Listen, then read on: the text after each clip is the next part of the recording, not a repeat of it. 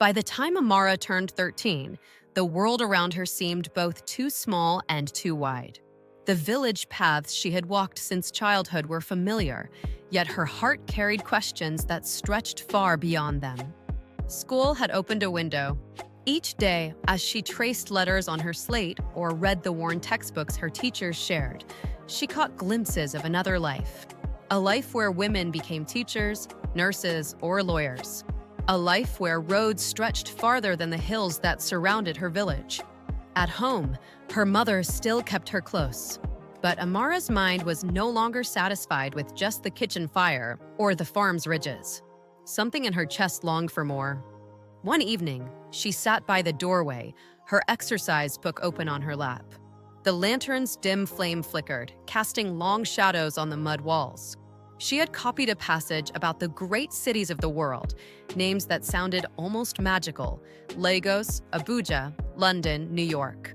Her mother came out, wiping her wet hands on her wrapper. "You are still reading? The night is old." Amara smiled faintly. "Mama, do you think I can ever see those places?" Her mother paused, her face softening with worry. "My child, the world beyond this village is wide, and wide places can be dangerous. But they can also be full of chances," Amara pressed gently. "I want to learn more. I don't want to remain only here." Her mother sat beside her, pulling her close. "If I had the power, I would lock the whole world outside and maintain you safe with me forever. But I know you carry something special. Maybe God spared you because your path will be different." Amara leaned her head against her mother's shoulder, hope flickering like the lantern light. School became her refuge. The small classroom with its cracked blackboard and wooden benches turned into her stage for dreaming. She loved answering questions, and even when she got them wrong, she kept trying. Her teachers noticed her eagerness. "Amara, you must continue your education," her teacher, Mr. Okoro, said one afternoon as he marked her exercise book. "You have a mind that thirsts for knowledge. Don't stop here." The words struck her like a blessing. That night, she repeated them to herself before sleeping. "Don't stop here." But dreams often clash with reality. Her father, though proud of her school performance, had his doubts. "A girl does not need too much schooling," he said one evening while eating pounded yam. "She will marry, and her husband will provide." Amara's chest tightened. She had heard similar words whispered by neighbors. To many in the village, a girl's future was measured not by her books, but by the bride price her family might collect. Her mother's face grew tense, but she said nothing at the table. Later, when they were alone, she whispered to Amara, "Do not be afraid. I will stand for you." True to her word, she pleaded with her husband. "Let her continue. She is not like other girls. She carries the dreams of all the children we lost. If we cut her wings, we will be burying them again." Her father remained silent for a long moment, his face unreadable. Finally, he muttered, "We shall see."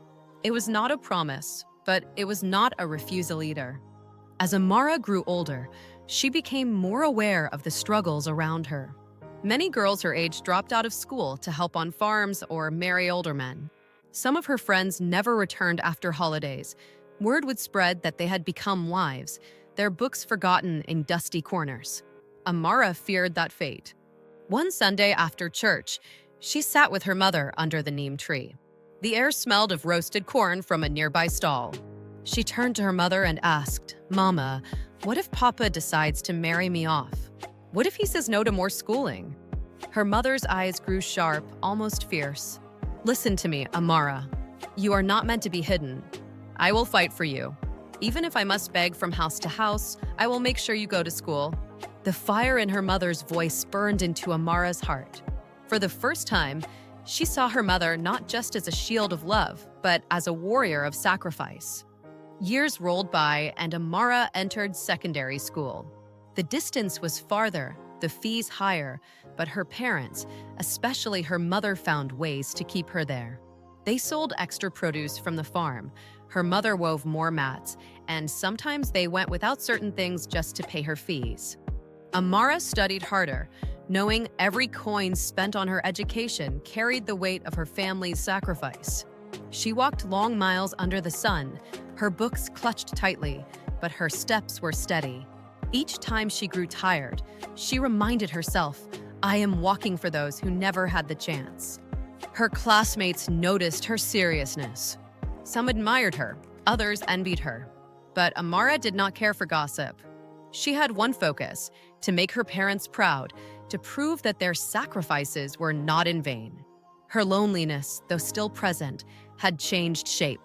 Instead of aching for playmates, she now longed for a future where she could stand on her own, a future where she could give her parents joy. One evening, as she sat outside watching the stars, she whispered aloud, I will not be small. I will not remain here forever. God kept me for something greater. The night answered only with the sound of crickets, but in her heart, she felt a quiet certainty. Amara did not know yet how the journey would unfold. She did not know of the hurdles ahead, the resistance, the heartbreaks, the betrayals. But she knew this. Her life were not meant to end within the boundaries of her village. Her dreams had taken root, and no matter how small or fragile she seemed to others, she was determined to see them grow.